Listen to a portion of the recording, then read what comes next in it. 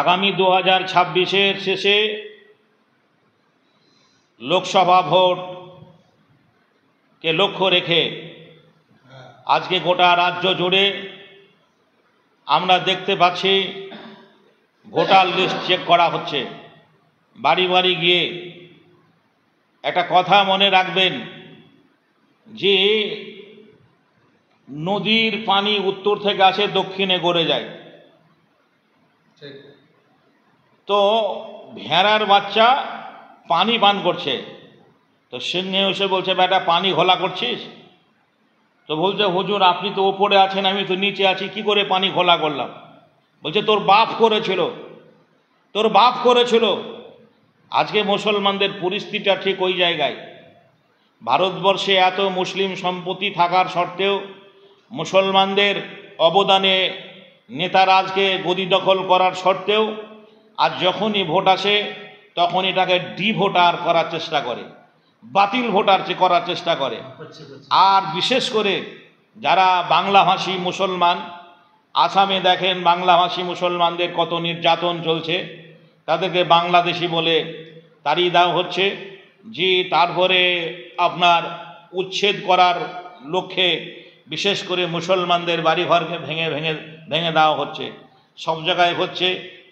আমাদের রাজ্যের কোনো কাজ নেই, কোনো কাজ না থাকায় গরিব মানুষেরা রুজি রুটির টানে কেউ আপনার উড়িষ্যায়, কেউ আরও অন্যান্য কেরালায় বিভিন্ন রাজ্যে পাড়ি দেওয়ার পরে বাংলা ভাষায় কথা বলার জন্য তাদেরকে পিটানো হচ্ছে। সোশ্যাল মিডিয়ায় এটা বেশি আমরা দেখতে পাচ্ছি। অথচ নেতাদের কোনো হেলদুল নেই। যাদেরকে আমরা এমএলএ বানিয়েছি, যাদেরকে আমরা এমপি করেছি, যাদেরকে আমরা প্রধানমন্ত্রীর জায়গায় বসিয়েছি, মুখ্যমন্ত্রীর জায়গায় বসিয়েছি, তাদের কোনো চিন্তা চেতনা নেই। তারা মাস গেলে মাইনে পায়, মোটা অঙ্কের টাকা রোজগার করে, যে আর তাদের চিন্তা চেতনা নেই। মরে সাধারণ গরিব মানুষ, যাদের ভোটে তারা ওই চেয়ারটা দখল করে বসে আছে।